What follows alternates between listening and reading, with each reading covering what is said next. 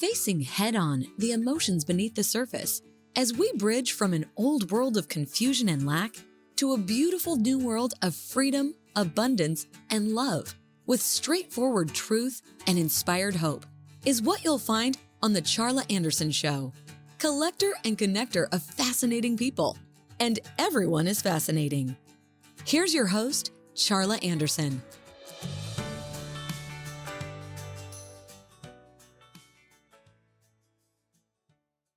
Good, beautiful day, you beautiful, beautiful souls.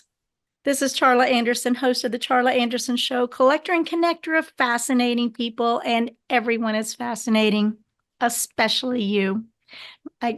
This amazing guest today, Julienne Ryan, we'll be introducing in a moment. But first, I'm going to do a short mini vacation, a little meditation to get us grounded and centered and more on an even keel, because sometimes we need that. Get off of our little devices and have a little fun, just in taking a deep breath in for 7 seconds of calm, hold for 4, breathe out, gratitude. So here we go. Ready, set, breathe in some calm. Here we go.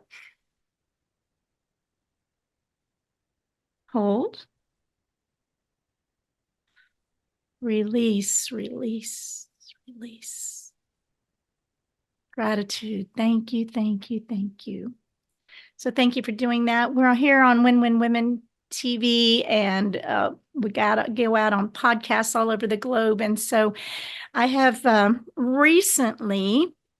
we've met several times through Beyond Publishing with Michael Butler, right? And so we've got a communications catalyst, Julienne Ryan, and she's written an amazing, crazy title book because she's from Queens, New York, and she wrote this amazing book called say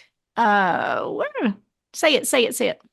I will. I'll save you because you can be a deep sea diver by the time you practice this title a few times. It's the Learned in Queens Communication Playbook with the tagline, Winning Against Digital Distraction. Well, thank you, Julienne. I'm so excited to have you here on my show. And we are getting ready to break open the communication puzzle, especially we're all connected, right? And digitally connected with these devices, but we're not really connecting otherwise, right? So it's an interesting time in our society where we're all, there's noise everywhere, but are we hearing each other? Are we hearing each other? So as a communication catalyst, I love that term. I think that you are going to share some pretty amazing stories, and partly you've learned because you grew up in Queens, New York, and you've been married for decades, you said. Yes. So let's talk a little bit. How do you stay married for decades? And that is the training academy. So like live training, right? Yes, every day, repeat and begin again. Good questions. It's funny. I grew up in Queens, New York, and New York has 5 boroughs, and New York City, Manhattan was always the kingpin of the boroughs. And I grew up in Queens, and I was always aspiring. One day I'm going to go where it's really important. I'm going to live in Manhattan because the rest of the boroughs weren't so important. And it wasn't until I left the county, I'm not that far, I'm a little bit north of the city, and I started to do some writing where I appreciated what the growing up there taught me. So I'm going to start by first explaining the title to get your listening ready. I came up with that title because I was complaining all the time on the train. And I was complaining on my commuter train into New York City that the human species had mutated. We had mutated into a heads down, living in a bubble species because we were always on our mobile phones. Nobody was listening or paying attention or giving everyone their full focus and attention. And I was asked to give a talk. Believe it or not, sometimes we're asked to do things that pull us out of our comfort zone. And I was in a bit of a panic because I thought, I'm going to be speaking to 500 people, big audience, and they're going to hear my Queen's accent and they're going to say, what's this short little woman coming to talk to us about? And why should we listen? And the best gift that I got out of the situation is my inner voice, the Queen's girl with the scrappier sense, said, you know what? You're just going to have to show up as yourself. And that changed everything about my perspective, about myself, where I grew up, and that when we show up with our whole story, we appreciate ourselves, we show up differently, and we're in a better position to learn from others. So we learn, and I think I've heard you say this on many occasions, Charla, we teach what we are looking to learn ourselves. And so that's a huge topic to me. This communication. I believe that I'm not married for decades, partly because I realized at some point I want to be heard. I want to be heard for what I'm saying and what I'm not saying. I want to. The surface stuff just doesn't get it. You can't if you can't be heard, it means someone's not listening. And sometimes it's you, right? Sometimes it's you. It takes two for the communication. So I think it's a huge topic. And I know that when you started, you talked about this, started speaking and as a flight attendant, I was a flight attendant 34 years. And so I was like, I'm from the South. And I had a bias a little bit against the New Yorker accent. In Boston, they take the R's out of the middle of the words and stick them on the end. My name is Charla, but I was Challer from up there. And and the temperament of that society and those snowbirds and all that were just different than us in the South, right? So I'm from Houston, and so I, at some point, had a little bit of a bias against that accent, so to speak. So it's an overcoming thing for you too. I had a very strong Texas accent, and I can have it if I want to. But sometimes we do try to work to overcome those kinds of things occasionally, right? Absolutely. And I think you bring up a good point that is in the book is first of all, what assumptions are we making about the person when we see it? Now, you and I may share the same thing, that when people see blonde hair, they may have their own biases and assumptions of what we're going to be like and what our attitude's going to be like. When they hear where we're from, we project some things that are good sometimes and some things not so good. And then we can also have some fun with it. As a New Yorker, I know when I travel to the Midwest where my brother is, or when I go down south, I have to slow it down a bit and mind the beat of my pacing, because my brother made fun of me one year when I was visiting, because like a New Yorker, things are fast, long lines, a lot of people, got to move. And I would be walking up to pay for something, like, here's all my change. It's exact.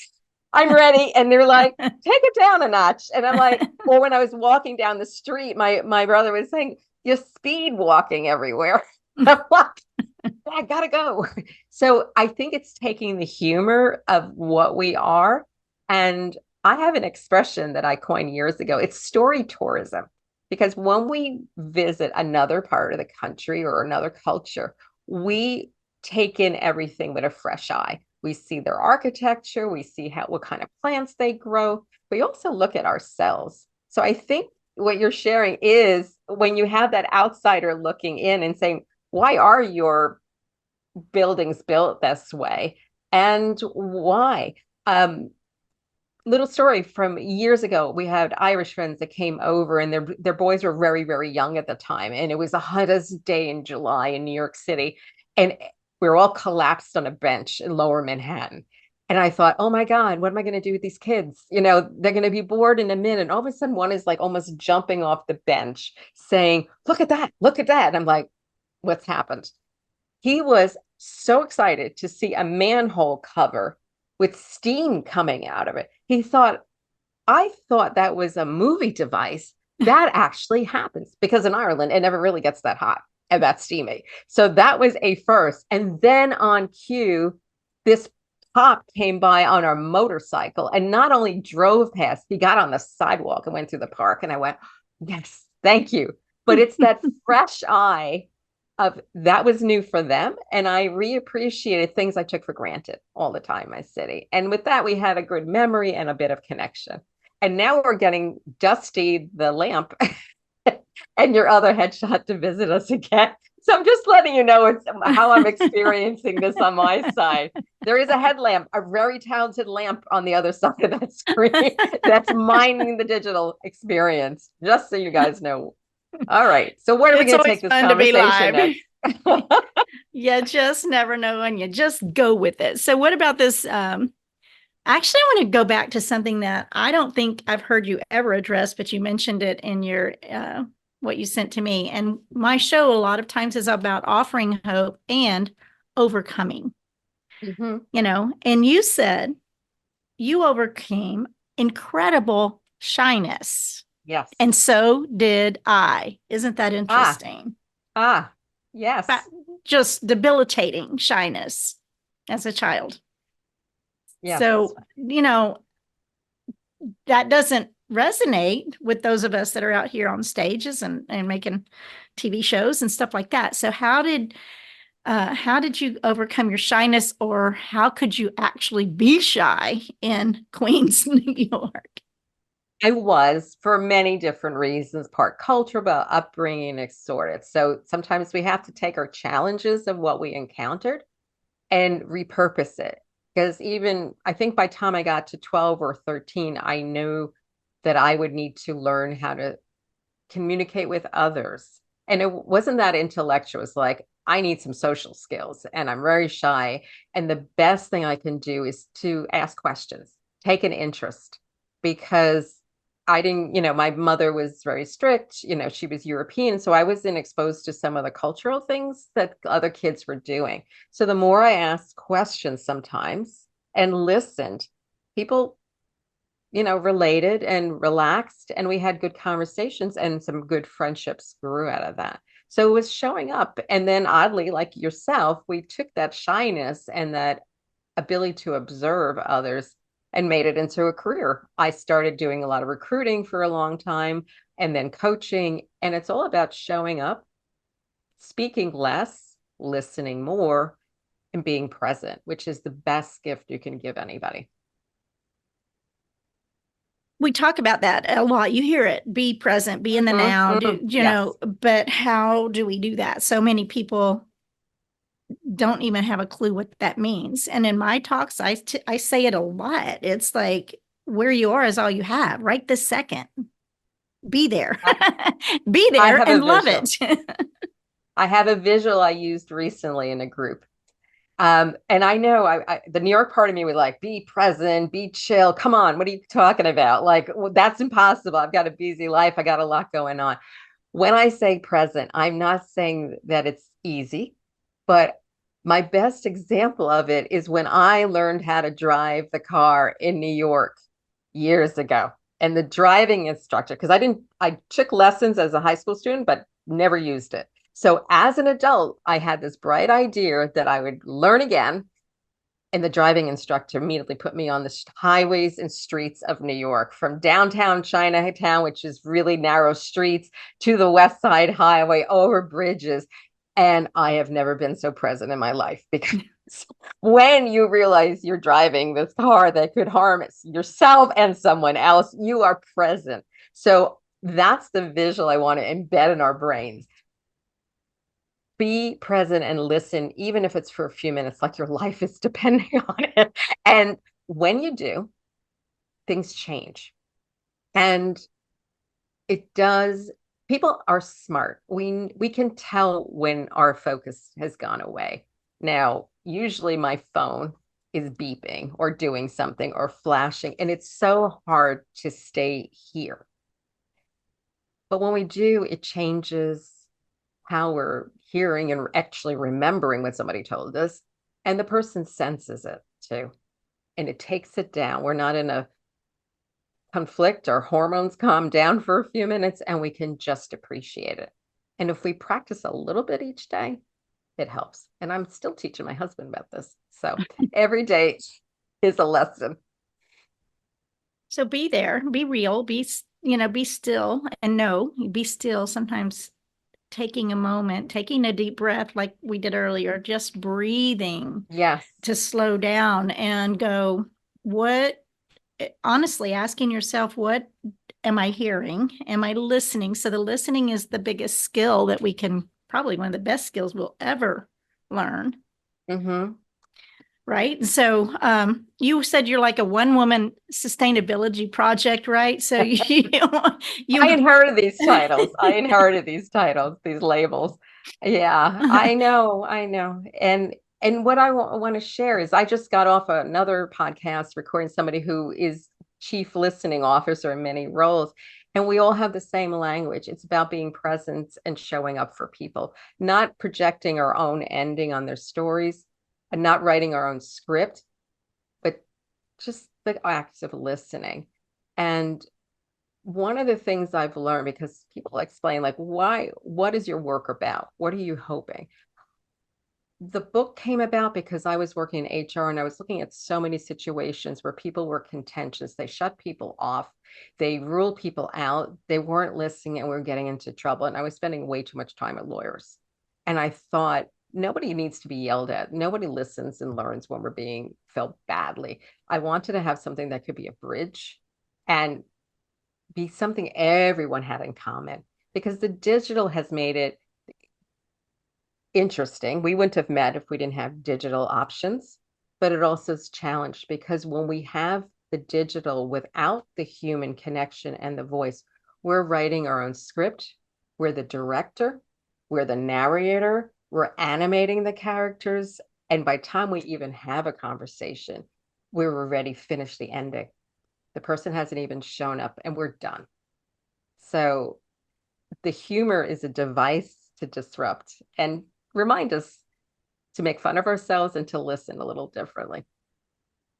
Well, I love you. I know you call yourself a humorist, and that so much can break the ice, right? So as a flight attendant, if I had some grumpy old dude that didn't want to put a seat up, but or seatbelt on or whatever, I'm like, hey, look, I came to work to get away from people like you. I have a 14-year-old at home, or whatever it was, and most of the time, a little bit of humor will settle things rather than escalate them, right? Correct. If you're discerning, you've got to be discerning, certainly. But I literally use that line. I came to work, sit down, shut up. I got a 17-year-old at home, and I can handle you, kind of thing.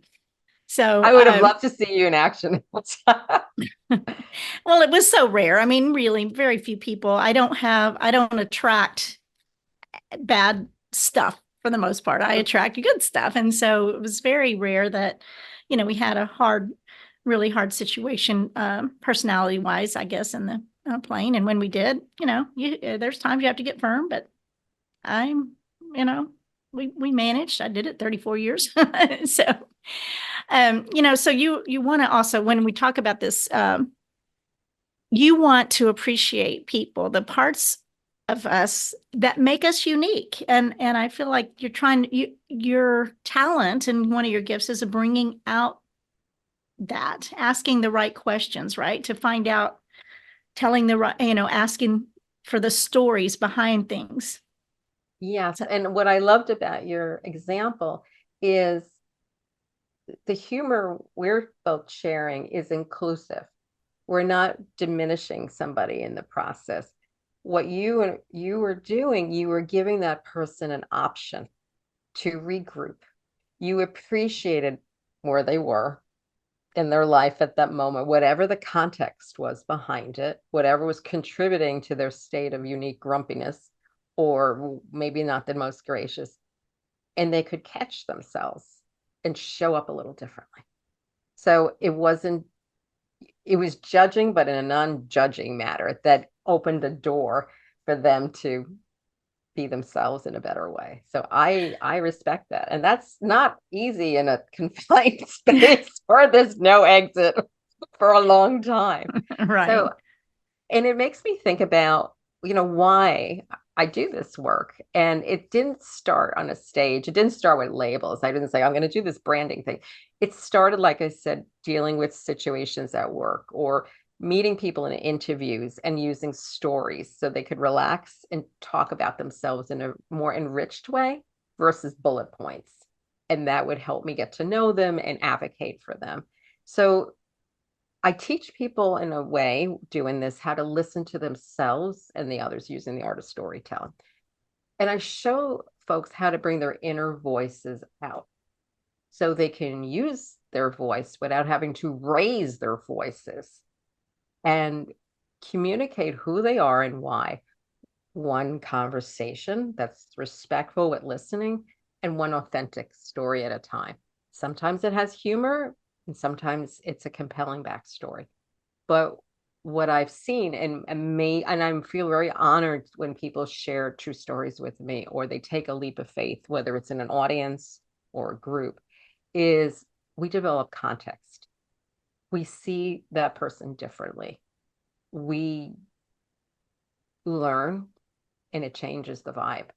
And we rewrite old scripts that don't serve us. So like when you leave today, I'm hoping you have a better script about New Yorkers or the Northeast that, we talk with our hands, we talk fast, we're a little crazy, but when we're real, we're real. And also with the South, like they were taking their time talking. And I had to appreciate that that was an experience that was worth sharing and being part of. So we don't see each other the same way, but we can connect and we all have something that we can share and have in common if we try. Yeah. And you say, when we are connecting, when we feel seen and heard, then the magic happens. And something that in the context of what we were talking about on the airplane and that, so if you allow someone to save face is the word I use sometimes. If you allow someone to save face, like instead of calling them out where they feel humiliated, which backs them against the wall, all kinds of things like that. And this response is triggered differently. And so it's very important to me to try not to humiliate or call out someone and allow them to save face. Yes. And that is a credit to yourself. And it's something, it's not always easy. It's sometimes not easy with strangers, but it's also not easy sometimes with our own family members or units, because we have all these embedded dynamics and all these ways of looking at each other, past experiences, things that people are disappointed. And I'd love to say there's a magic step, but it starts with us to say, how do I want to show up? And what's one thing I have control over? If we can make a step into appreciating and finding the good or something and practice it. Doesn't happen instantly, trust me, but if you can do it every day and just check our assumptions, who's writing the script, go live if you can and make some attempts at just some civilized conversations, but also just check it out, do small wins of things you have in common. Neutral topics sometimes helps, gardening, food, nice weather, whatever you can get some mileage out. There was no traffic today, things you can talk about to build a foundation. And once you've shared the story, like I said before, I've watched people who were thrown together unintentionally by me, because I work sometimes in groups where they are, you pull a number out of a hat and you just say, okay, you guys are going to sit together and form a little twosome and talk to each other, not knowing I picked the two people that the manager was the most worried about. And now they're sitting with each other for the group experience. And sure enough, they found they had incredible things. They lived in their grandmother's house. They were same background. They cooked the same things. Did it fix everything overnight? I'm not going to tell you yes, but it was a start. And the rest of the group saw it and thought, wow, that's something. And made them get a little more courageous in how they were talking to each other and what they were sharing and how they were looking at each other. So everything I learn, it's not because it's instant or I come as, I can fix everything. I'm part of your experience when I'm doing this. And I feel like it's a gift for me to hear it and learn it and partner with somebody. But showing up with good intentions, I think goes a long way. So Well, fair credit to you. and that so often, in fact, 10 years ago, I made a post that I reposted yesterday as a memory, right? Seems like the most judgmental people are the most miserable, right? I don't so that we make assumptions so often. And one of my favorite books is The Four Agreements. Don't make assumptions, don't take things personally. And if we could do that, whew, don't you think it'd be a better world? Because we're assuming all the time that it's against us rather than it's just what's going on. And it's a big, seems like a lot of people are just making assumptions and thinking that it's all, but it means it's all about them, right? They're thinking that instead of loving that person as another human being placed on the earth with all their baggage and experiences, and we've got ours, and we're assuming all these things. And so it's amazing if we ever get to the crux of a communication with all of that coming together. And it's a lesson, like the first time, I mean, I had done talks in workshops and group things in HR and meetings way before I did this huge keynote speech that got turned into the book ultimately. And I knew before that I was practicing, I was ready. I knew the material was good. I was vetted. I tested all this stuff, but I kept thinking, oh my God, these people are going to hear this New York accent. So I was going to a place of fear, and I was nervous. Stage nervousness is important because it helps you practice and get ready. And at a moment in time, I had a smart moment where I said, I can go in there looking for good and seeing they're going to be my new best friends for the morning, hopefully at least, or I can look at them as the enemy. And when I changed that, it helped a lot. It made a difference. But then sometimes we're like a rubber band, we snap back. I go to another part of situation, I think the same thing again. People are going to look at me and they say, and I'm like, what have you haven't you learned? And you show up. But I think being mindful and being aware and joking ourselves and checking the motor that's going. And it can do, because sometimes you have a bad day or somebody hit your buttons or something, and you figure, say less than less, hit pause, don't send emails, don't respond, and then wait.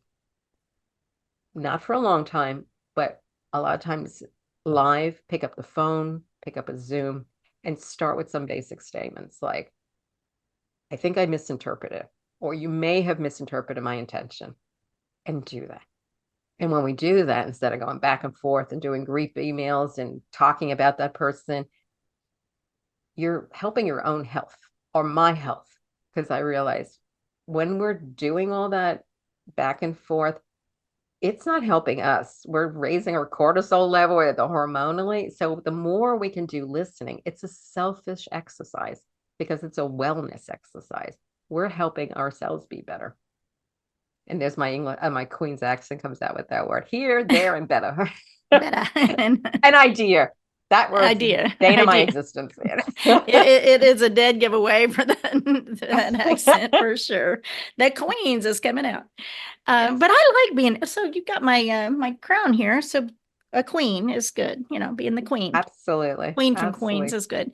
I love that you have something about just the curiosity. When you can start, I have my little book, Split Second Transformation, Change Your Words, Change Your Life, 31 Daily Practices. If you can start, instead of taking offense at something, how about having a discourse? How about asking a good question? How about going, we must have different sources of information, especially if you're in politics, something like that. Yes.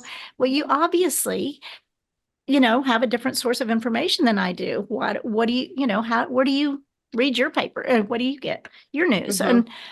And so curiosity in the communication space we're talking about is a huge gift. And Yes. isn't that, and you can always answer. That's another chapter in my book. Isn't that interesting? Huh. That makes Yes. sense. It's interesting and it doesn't agree or disagree. And yes, so I've been going over this conversation a lot lately with people in my life. And I'm like, you go, yeah, but, you Ah, escalate. And what if you, in another chapter in that book, yes, and what if you can say, not yes, I agree with you, but yes, I hear you. And sure. your stance, so yes, I hear you. And, as the teenager, and the trash is still not taken out. And it doesn't escalate. You keep your stance, you keep your calm, right? And yes, and now I am sure because you're well read and you explore all the time, you ask questions. Yes, and is something I started to use because I learned it from people doing improvisation. And they use it instead of yes, but closes down the thinking, confrontational. The yes, and you can riff on it and appreciate it. So it's not like you're always embedding it in every part of your conversation, but it is a connector and an extender. And I like the fact that you are bringing responses. That's interesting. Well, sometimes also just saying thank you. Thank you for sharing your perspective.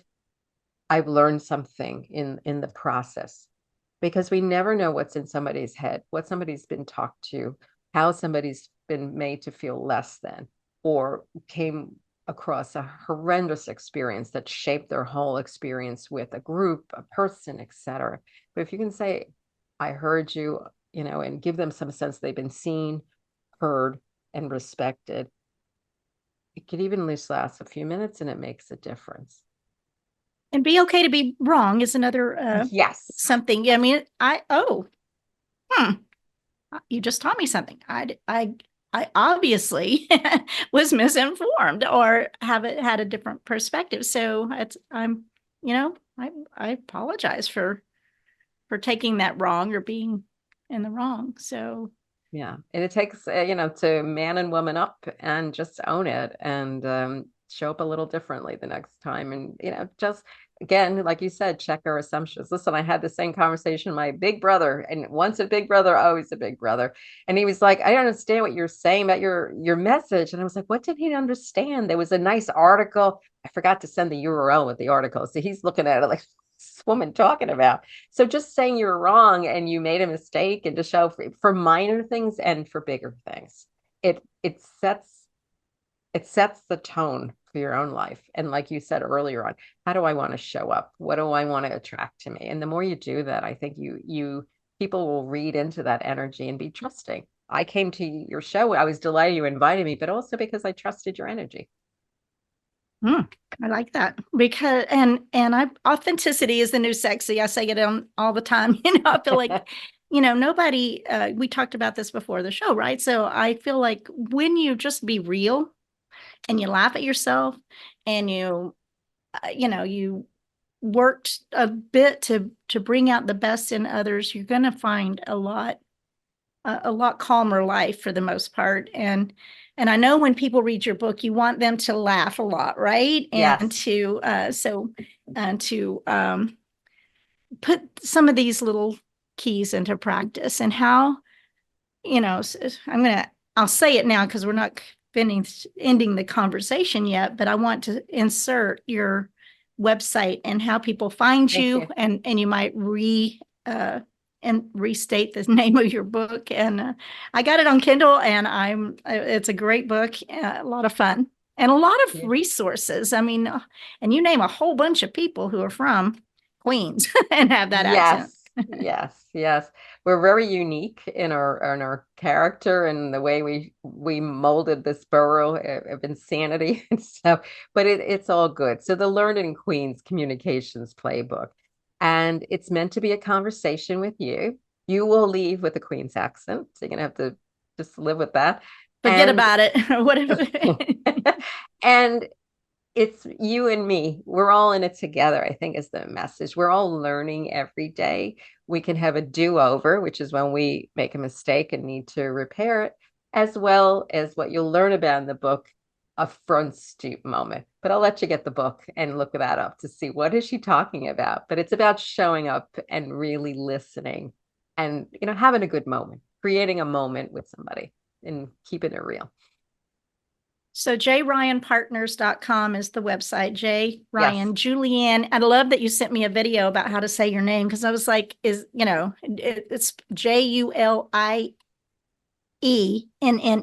and it's how you chop vegetables, right? Julienne. Yes. My so, grandparents so were Polish.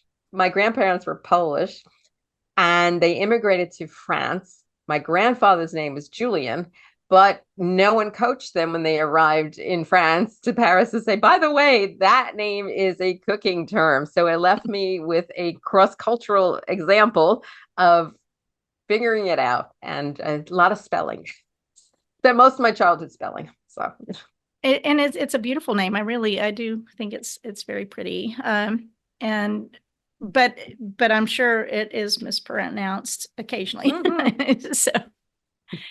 So you're so we want to get the book in everybody's hands. We want the people to read it and learn and laugh and communicate, put their cell phones down for a second, get their heads up and look people in the eyes. What about that? What about smiling? What about the old, we used to call it the, Texas wave, hey, you meet somebody and you just absolutely have some of these human experiences where, we're not so self-absorbed, right? I agree. And when you let me into your offices or meetings, that's my goal. To show up, I will be more excited to listen to all your stories. And that's the difference. I love performing. I love engaging. But the best thing is when I get to stand back and listen to other people share their stories and see folks really start to group and do some amazing things together, like listen and just smile. So I guess you do actual live exercises, and so I know you do keynotes. I know you do coaching. You do group coaching, one-on-one coaching, obviously author writing, and what else is on more your team? It's more like team building, and sometimes we're building on a team, and sometimes there's a topic the client wants to discuss, but it all starts with foundational work about teaching, the listening, the sharing, the stories. And then I collaborate with another person called Jerome DeRoy. He runs Narrative, which is a business storytelling company, and we do a podcast together just to keep busy. Why not? I know and that was one more thing. I was like, okay, I know there's something else. The podcast, absolutely. And is it a weekly, or how's your podcast? And what's it called again? It's the Leadership Story Talks by Narrative. So the company sponsors it, and where it came from is opportunity. We were in the midst of the pandemic, and I was starting to have conversations with this colleague who we had done projects together. We pulled our resources together and worked with clients, and we were having good conversations. I'm like, we're interesting, but we need to talk to other people. So we start to do Zoom, and then we start to talk to each other.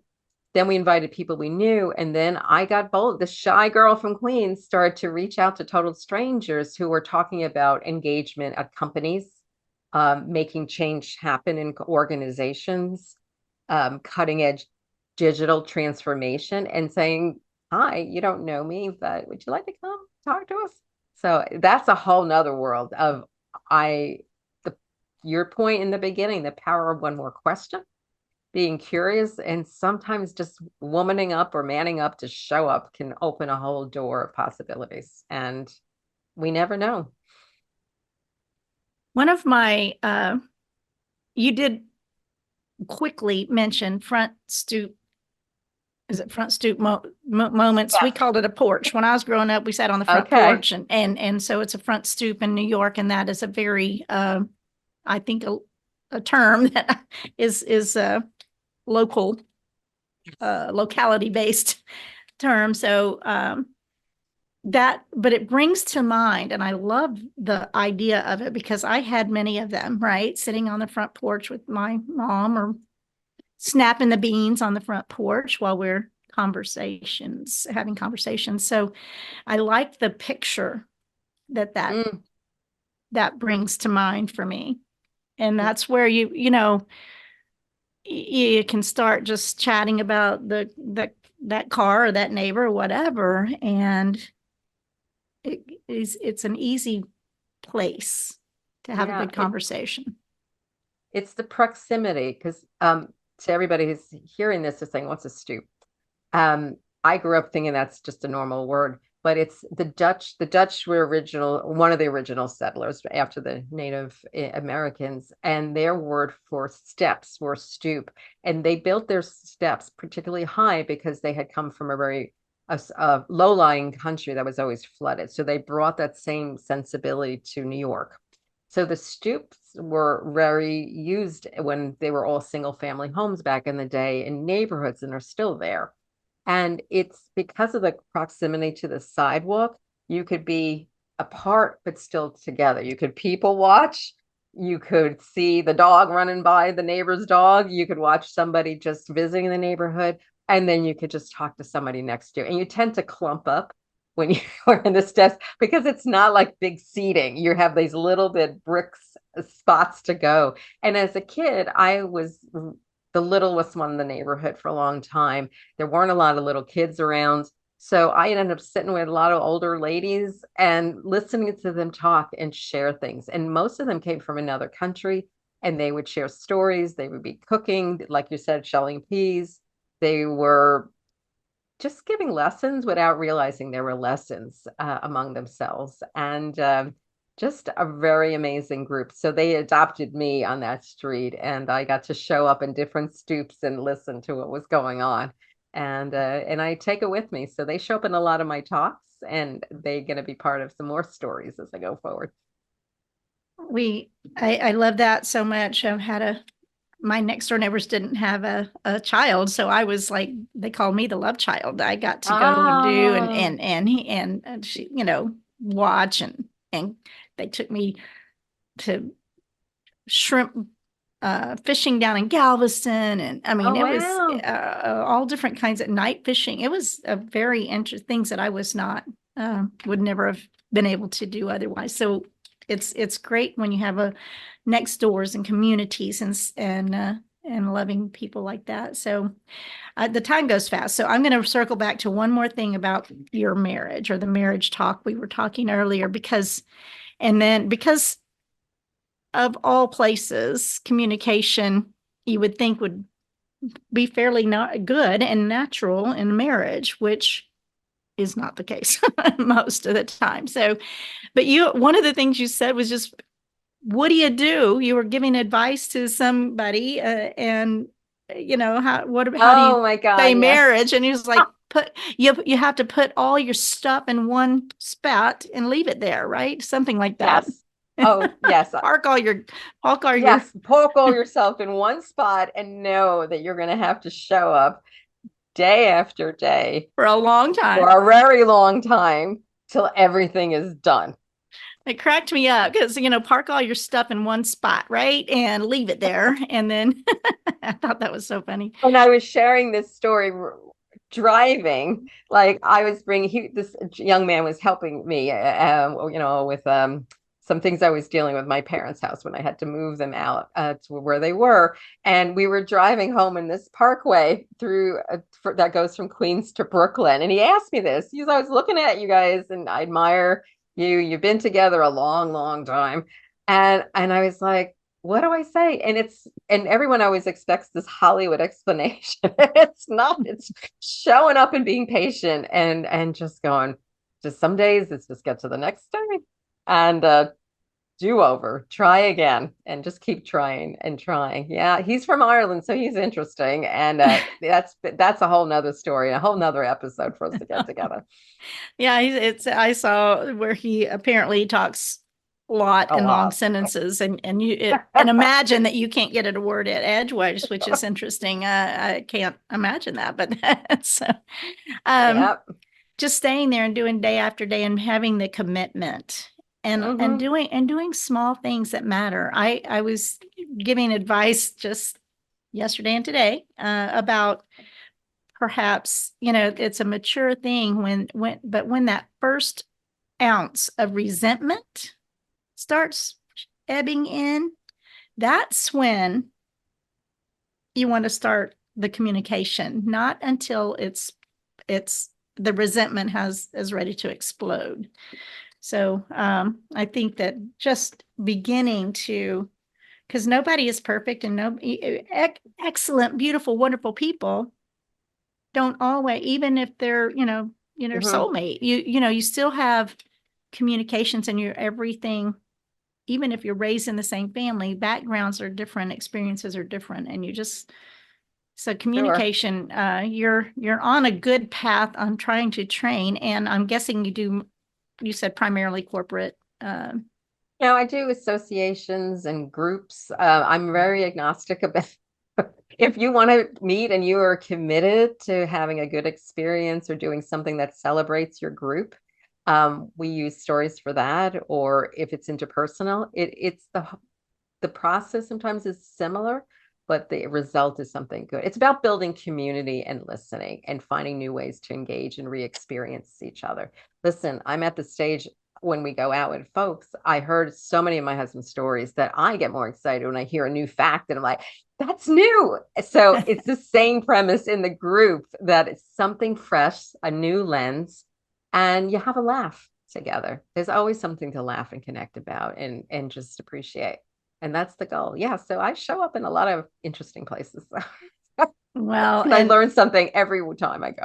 And you're so bright. I mean, we just are having fun. It's just a time to just be real and love each other through these crazy times we're in, and having grace, right? Don't you feel there's, like I said, nobody is perfect, and they might be perfect for them, and you not receive it well. So it takes somebody to receive, so that give and take, it's a big deal.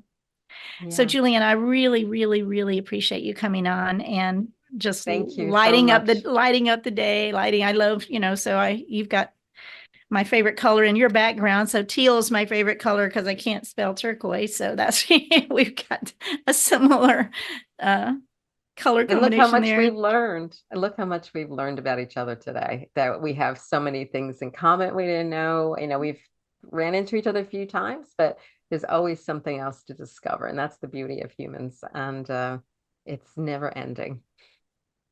No, and so thank you very much for your contribution. And is there any final words you'd love to just share, and any advice or information or final We're words? all connected in amazing ways. We just have to listen, because the best story's in the room, and it'll show up at the right time. And just be patient and let it happen. Yes, patience is a huge piece of it. Be still, just a moment. Pay attention. Brilliant. And I guess one of the last things is don't take anything. Don't take anything personally. It's rarely about you, right? So true. Okay, well, thank you so much for the time and the energy and fun and laughter. And it's been really, really great. And I love you so much, and we'll be in touch.